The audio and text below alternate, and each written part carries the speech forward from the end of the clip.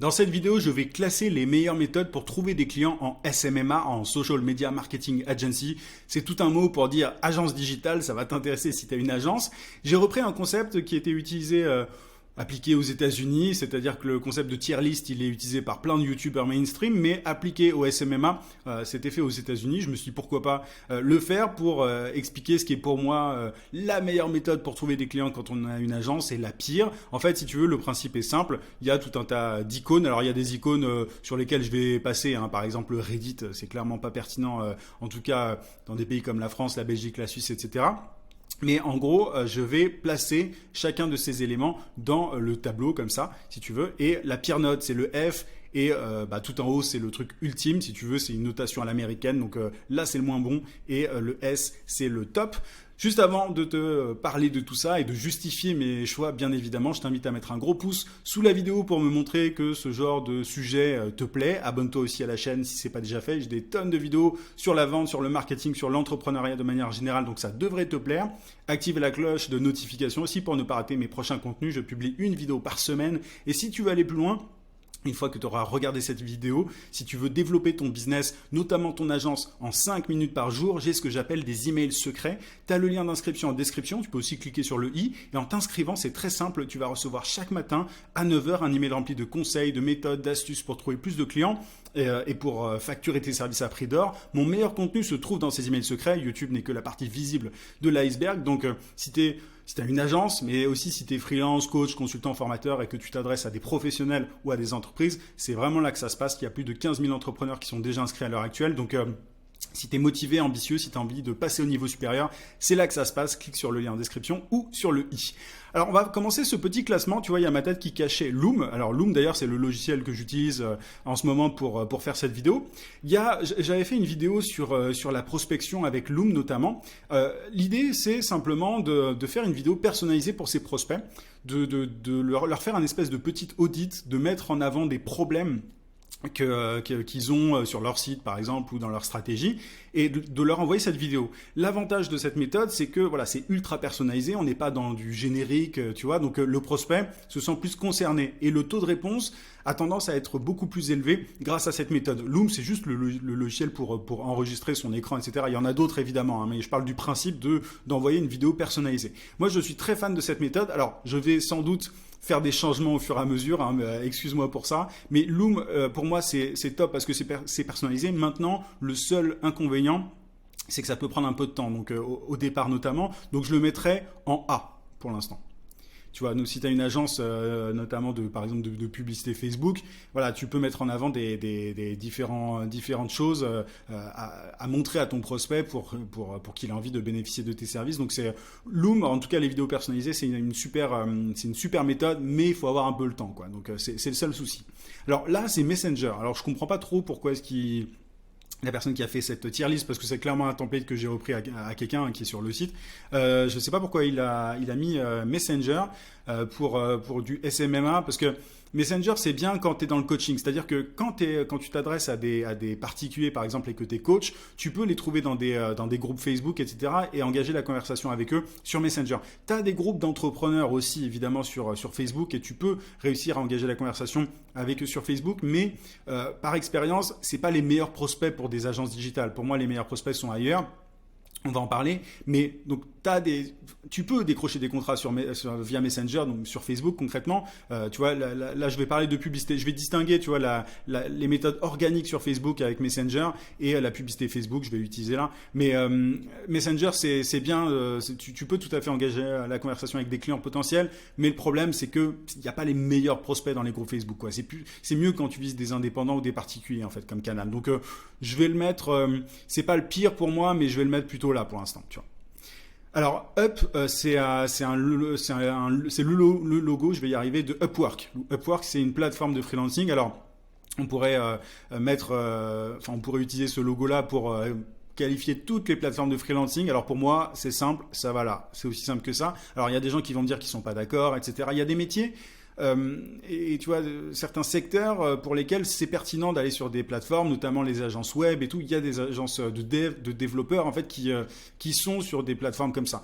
Maintenant, pour moi, c'est pas une bonne chose à faire parce que tu dépends entièrement d'un site qui te prend une com, qui peut augmenter son pourcentage, le pourcentage qu'il prélève du jour au lendemain. Tu es complètement captif en fait d'une plateforme. Donc ça peut être un moyen d'acquisition, mais honnêtement, si tu peux t'en passer, c'est quand même mieux parce que tu peux aujourd'hui décrocher des contrats de plein de façons différentes. Tu vois, on va en parler là, mais c'est pour ça que pour moi, c'est vraiment pas la meilleure chose à faire d'aller sur une plateforme. Donc, je dis pas que tu peux pas décrocher de contrat de cette manière-là, mais honnêtement, c'est pas l'idéal. Apprends à vendre par toi-même et tu seras beaucoup plus libre de cette manière-là. Comme ça, quand tu as une plateforme qui disparaît, tu sais de toute façon, tu connais les principes pour vendre. Donc, t'es autonome en fait, t'as aucun problème par rapport à ça. Je vais pas justifier aussi longtemps à chaque fois, sinon la vidéo va être très longue. Le téléphone, le call calling. Alors, pour moi, ça se met là. C'est-à-dire que le call calling, ça marche. Le fait de démarcher des prospects par téléphone, tu vois, des inconnus, ça marche, mais il faut faire énormément de volume. C'est-à-dire qu'il y a beaucoup de gens, moi, qui m'ont dit que à partir du moment où elles ont essayé d'établir un point de contact avec le prospect en amont, avant de les avoir au téléphone, ben voilà, leur taux de conversion a été multiplié. Donc, à chaque fois que j'échange avec quelqu'un qui prospecte par téléphone, voilà, on me dit que ça marche, mais souvent, il faut faire un volume monstrueux, en fait. Il faut faire vraiment, vraiment beaucoup de volume. En plus, il faut quand même être très calé en vente par téléphone, ce qui n'est pas le cas de tout le monde. C'est un exercice qui est difficile, donc c'est vraiment pas le truc que je recommande le plus. Je pourrais presque le mettre là, tu vois. Pour moi, c'est aussi bien calé sur une plateforme.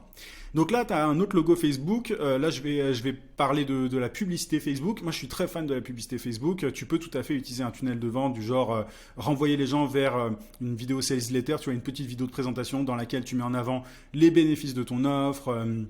Tu vois, les avantages, etc., les résultats que tu peux apporter, tu peux lever les objections de tes prospects directement dans la vidéo et ensuite à la fin, s'ils sont chauds pour bénéficier de tes services, ils peuvent réserver un appel. Tu mets un bouton d'appel à l'action en dessous de la vidéo. Donc ça, c'est une méthode qui marche très bien. Le seul problème, c'est que ça coûte de l'argent. Donc moi, je vais le mettre là. Ça dépend des gens. Si tu as du budget, tu peux tout à fait faire ça. Maintenant, voilà, il faut quand même être prêt à dépenser quelques milliers d'euros et pas forcément les rentabiliser tout de suite.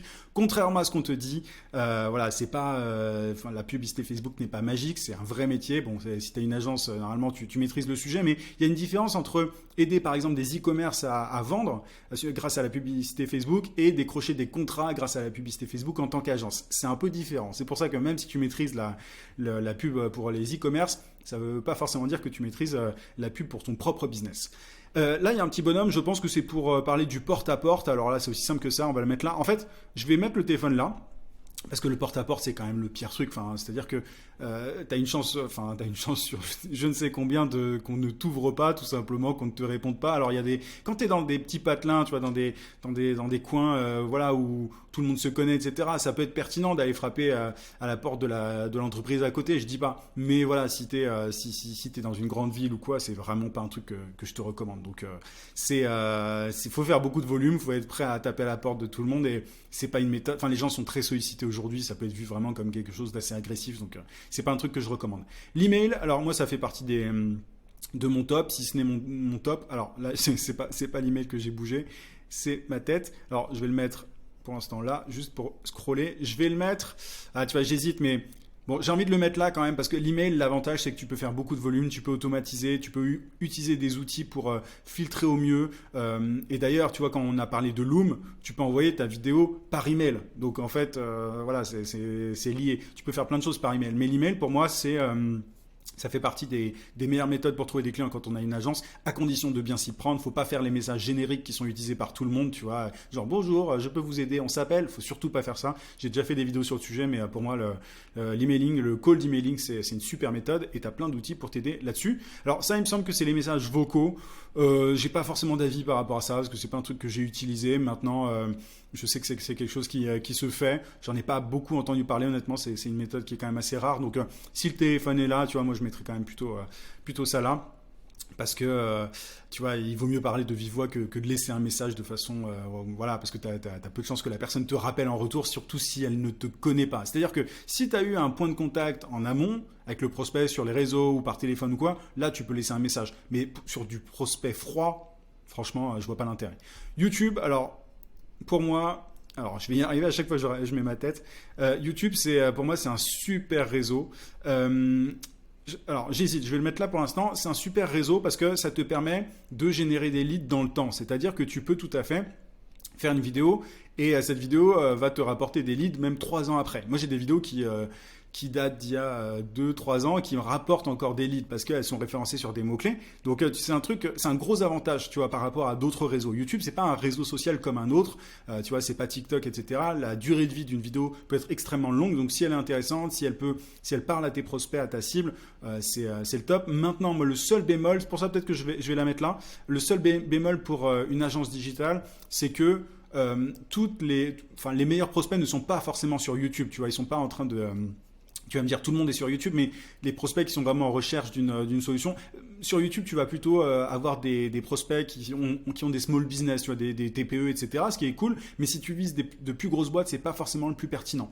Il faut aussi savoir que YouTube, ça prend un peu de temps pour démarrer, enfin pas mal de temps même. Donc c'est vraiment un travail de longue haleine, c'est plus du long terme, c'est pour ça que je le mettrai plutôt là. C'est pas le truc que je te recommanderais de faire à court terme. C'est bien de le faire en parallèle de ta prospection notamment. Mais en tout cas, c'est un super réseau sur le long terme. Les gens viennent à toi, tu peux les éduquer avec tes vidéos, etc., etc.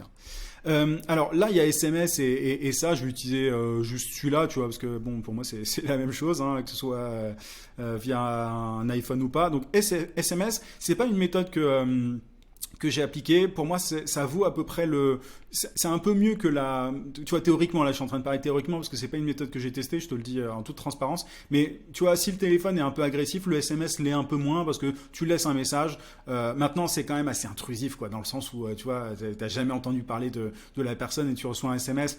Tu vois, j'hésite entre là et aussi mauvais que le téléphone ou un peu mieux.